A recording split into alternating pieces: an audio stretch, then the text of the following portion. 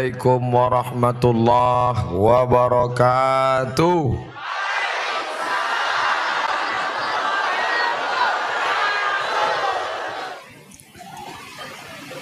Anak raja pergi ke Makkah, pergi Makkah membawa karbon. Sudah lama berceramah, baru ini diiringi mercon. Bersyukur kepada Allah dengan mengucapkan Alhamdulillahi Rabbil Alamin. Berselawat kepada Rasulullah dengan ucapan Allahumma Salli ala Sayyidina Muhammad wa ala ali Sayyidina Muhammad. Mercon itu dinyalakan untuk mengusir hantu. Kalau nggak percaya tanya, saya punya tetangga orang Cina, jadi dihidupkan untuk mengusir hantu. Tapi ada teman saya, dia diundang oleh orang Cina baca doa. Ustadz, besok datang ke rumah kontrakan saya. Kenapa? Baca doa. Loh, kita kan beda agama. Pokoknya kami udah coba, setannya nggak lari. Ternyata setan sekarang tidak takut sama mercon. Takutnya sama ayat kursi.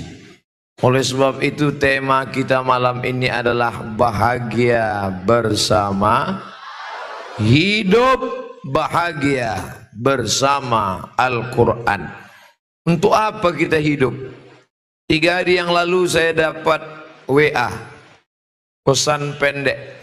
Ustadz Somad, boleh nggak berdoa supaya jangan hidup, supaya mati saja, nggak usah ada sorga, nggak usah ada neraka. Saya membacanya emosi, lalu saya jawab, kamu cari jembatan, terjun ke bawah, mati saja kamu. Setelah saya balas, lalu saya nyesal. Kok dia nggak balas lagi? Jangan-jangan dia terjun betulan.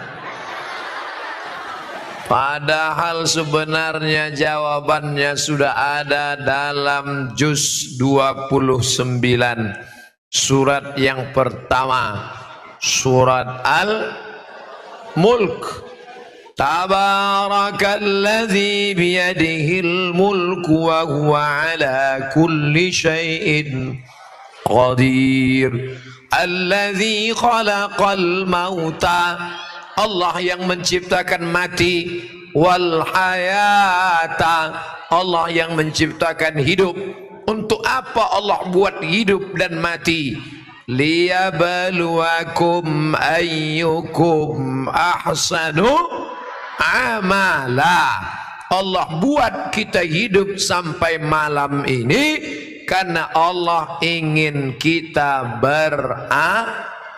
beramal. Makanya malam ini semua yang hadir ini insya Allah bernilai amal soleh. Amal soleh bukan amal somat. Man kharaja fi talabil ilmi, siapa yang keluar rumah dengan niat menuntut ilmu, fahuwa fi sabilillah, maka dia sama seperti orang yang berjihad fi sabilillah di Palestina. Sampai kapan? Hatta yarji'a, sampai dia pulang ke rumah. Ibu-ibu nanti buka catatan amalnya, inna alaikum lahafizin kiraman katibin ya'lamuna ma taf'alun. Bersama ibu bapak ada malaikat mencatat segala amal. Ma yalfizu min qaulin, tidak ada satu kata pun yang keluar dari mulut, illa ladaihi raqibun atid. Nanti sampai masanya buku catatan itu akan diperintahkan Allah baca. Juz 15, Iqra kitabak, baca buku catatan amalmu. Di akhirat kita tidak disuruh baca Quran, yang disuruh baca buku catatan amalmu. Kafa binafsikal yauma alaika hasiba. Saat dibuka buku catatan amalnya, buku catatan amal, malam jam 9, sinetron Korea. Tapi malam ini alhamdulillah buku catatan amal jihad fi sabilillah. Loh, kenapa bisa dapat jihad fi sabilillah? Saya kan nggak pernah perang di Palestina, kan nggak pernah perang melawan Serbia, Slobodan Milosevic, kan tidak pernah perang melawan orang kafir musyrik. Kenapa bisa dapat pahala jihad? Karena engkau di pesantren Al-Qur'aniyah bersama para ulama dan kiai-kiai. Ini yang di belakang saya ini doktor-doktor. Makanya saya tidak menghadap mereka. Kalau saya menghadap mereka, ceramah saya hilang. Yang di belakang saya doktor, yang di depan ini LCMA, lagi cemas menghadapi anak-anak. Bapak-bapak, ibu-ibu yang dimuliakan Allah Subhanahu wa taala. Ada seorang sahabat Nabi musafir dalam satu perjalanan. Di tengah perjalanan ketemu satu kabilah, kampung, rumah. Ternyata di kampung itu ada orang gila. Ada orang gila dan orang kampung ini minta doa. Hai kamu yang pernah jumpa Nabi Muhammad sallallahu alaihi, tolong doakan orang gila ini. Dia bingung karena dia tidak pernah diajarkan Nabi doa menghadapi orang gila. Saya pun seandainya diminta, Ustaz Somad tolong doakan ini. Yang tahu saya, Allahumma barik lana fima razaqtana wa qina azabannar. Ini menghadapi orang gila. Maka dia bacakan ayat Al-Quran sambil menahan air ludah. Bismillahirrahmanirrahim. Alhamdulillah rabbil alamin arrahmanir rahim maliki yaumiddin iyyaka na'budu wa iyyaka nasta'in shiratal mustaqim shiratal ladzina an'amta 'alaihim ghairil maghdubi 'alaihim waladdallin. Amin. Dia tahan sampai air ludahnya banyak. Bismillahirrahmanirrahim. Habis itu dia ludah. Dan orang gila itu sembuh.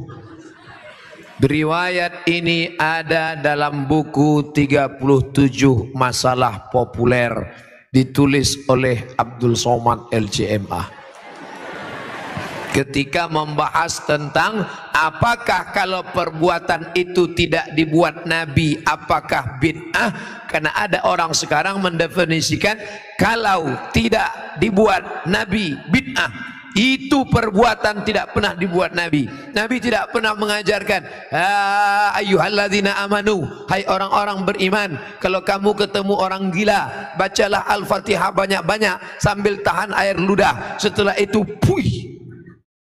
Tapi ternyata gilanya sembuh. Yang menyembuhkan itu siapa? Innama amruhu idza arada syai'an ayyaqula lahu kun. Nanti kalau ketemu orang gila baca. Tapi kita biasanya ketemu orang gila ayatnya udah hilang duluan. Saudara yang dimuliakan Allah Subhanahu wa taala. Lalu kemudian kata Abdullah bin Abbas, dibacakan ayat ke air, lalu ditiupkan ke air, maka dimudahkan Allah Subhanahu